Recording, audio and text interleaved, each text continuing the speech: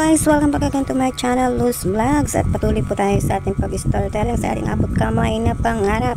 At magsensya na po at ngayon lang po ako nakapag-upload muli. Ito nga ang sabi ni Aling Susan. Huwag kayong pumayag na maging BFF niya ang board members. Yun po ay paratang kay Miss Chantal Dubois.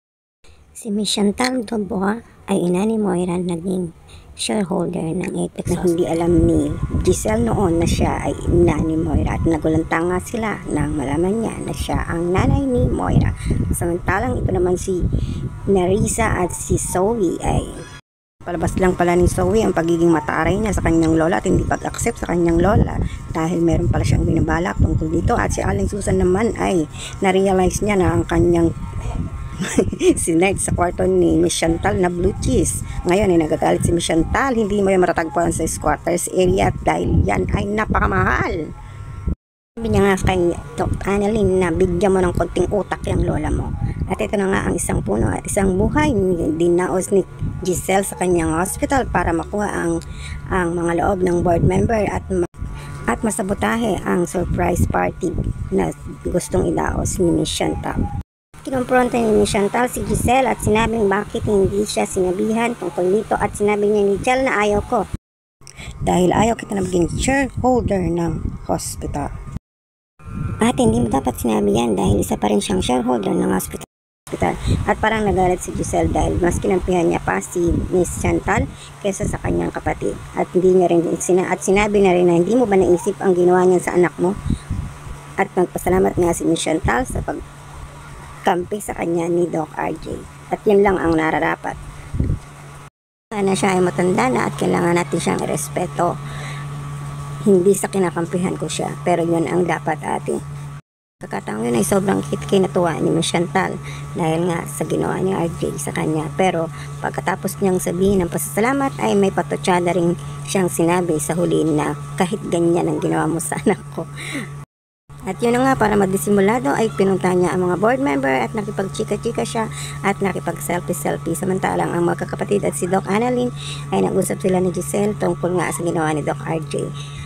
At patuloy na nagsasaya si Miss Chantal sa mga board member. At samantalang si Doc RJ, Giselle at Doc Annalyn ay papunta sa kanila. At sinabihan nga ni Doc RJ si Miss Chantal na pwede ba siyang makausap ng personal. At sinabi nga ni Miss Chantal, kunay bands ka na sa akin. Sabi niya hindi.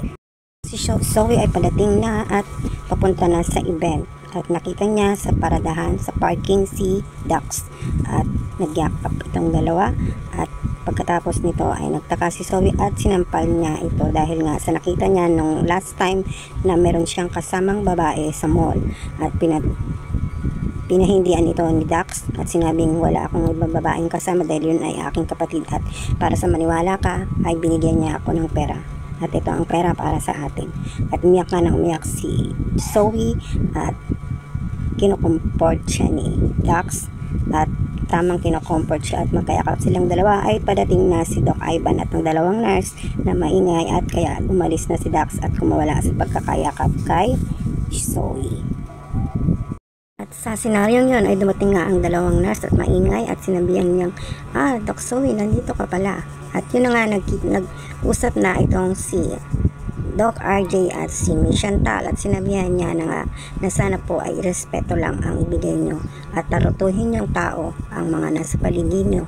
At sinabi nga ni Miss Chantal na bakit nile-lecturean mo ako, hindi na rin kumibo si Doc RJ at sinabihan siya na respeto lang po at para irespeto ka rin ng ibang tao at mag-asal tao po kayo. At sabay tumalikod si Doc RJ at natulala itong si Miss Chantal sa sinabi. Tinamaan siya ng husto sa sinabi ni Doc RJ at yun lang po. Nagpaalam na si Doc RJ. At ito na nga, padating na ang dalawang nurse at nag-usap sila ni Zoe at sinabihan nga ni Zoe na bakit di na lang kayo sumabay sa akin papunta sa event. At sinabi nga ng dalawa na hindi na po nakakahiya lang pero naging charot-charot lang pala yun at gusto rin sumabay ng dalawa. At yun nga, sumakay na sila sa sasakyan ni Zoe at samantalang si Zoe ay palinga-linga at hinahanap si Dax at patuloy pa rin na umiiyak. At yun na nga ang senaryo ng kay Zoe at nandoon na sila sa event.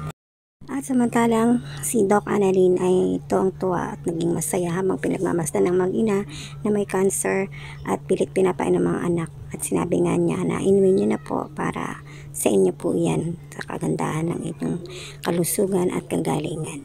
At naisip rin ni Annalyn habang pinapanood ang mag-ina na naalala niya ang kanyang nanay nung araw na nagkasakit din ito ng cancer na pinapainom niya na pilit ng gamot. Bata pa si Annalyn noon. At napilit din niya na uminom ang kanyang nanay. Parang itong batang to na pinapanood niya, kaya nagbiro na rin si Annalyn at sinabi niya sa mag-ina na si Erwin merong slogan na sinabing laban lungs. Yung lungs ba ilaban kasi lang cancer itong nanay ng bata. At yan na nga po kay Doc Annalyn. At samantalang si Aling Susan ay busy sa kanilang cafeteria at hindi niya alam na sa likod niya na si Miss Chantal at si Daphne. At medyo nagpapatutsada na naman, kaya pala may nangangamoy daw, sabi ni Miss Chantal. At ito namang si Aling Susan at sinabihan siya ni Lynette na wag na niyang patulan. At sinabi niya, sige na, aalis na ako at ako'y magpapapresh.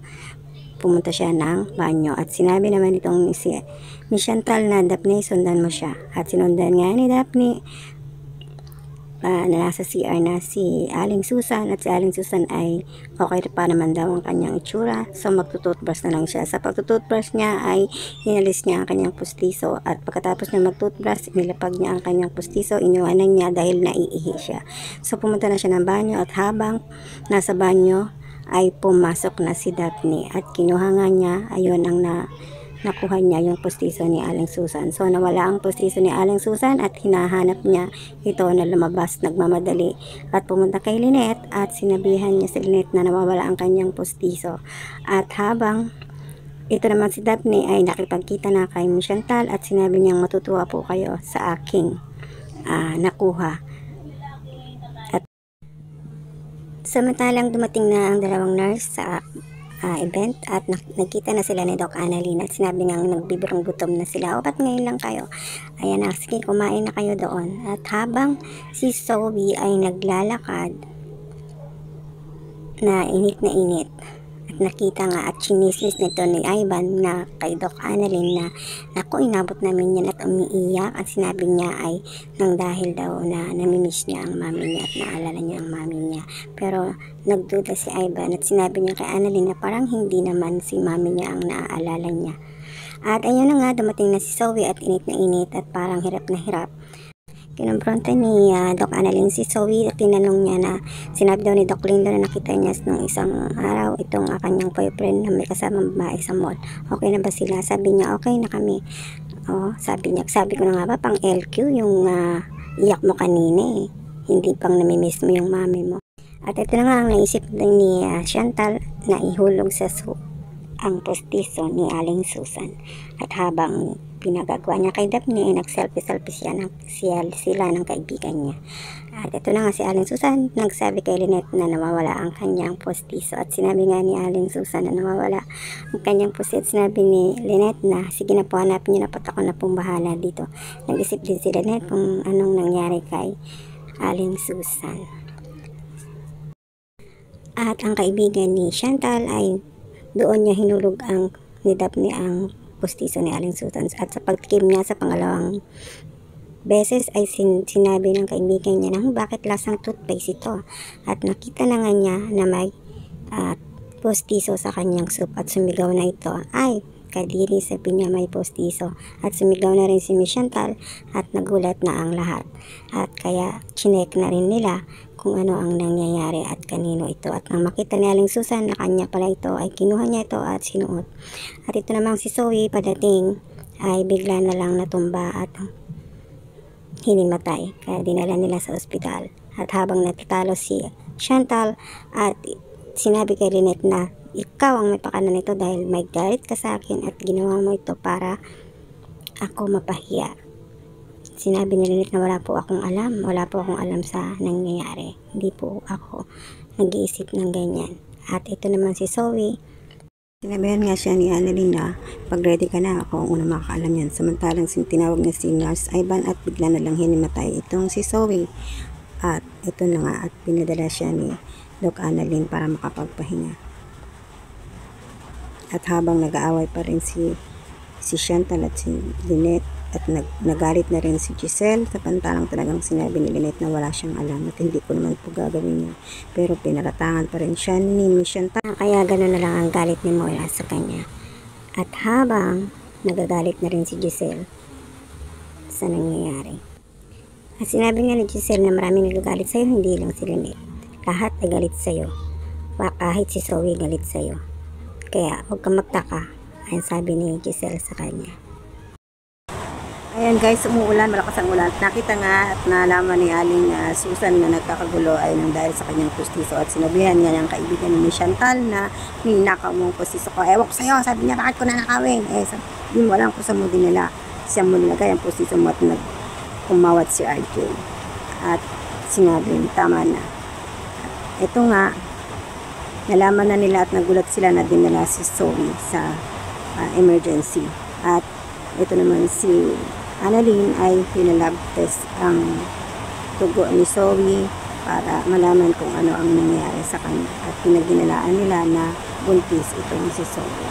At ayun na nga, nag-usap-usap sila at pinagpapahinga si Zoe, at nagalit pa nga ang si Chantal kay Annalyn dahil sinabi niya itong, bakit? Anong ginawa mo kay Zoe? Sinaktan mo siya? At nagkatinginan lang si Doc Annalyn at si Doc RJ. At eto na. At yun nga, habang nagpapahinga siya sa emergency, si Zoe ay nag-usap-usap si Doc Annalyn, si Giselle at si Doc RJ at si Aling Susan na maraming dahilan ang pagkahilo at pagkahimatay ng isang tao. Hindi nga nila alam kung bakit anong nangyayari. At sinabi nga ni Aling Susan na baka buntis si Zoe.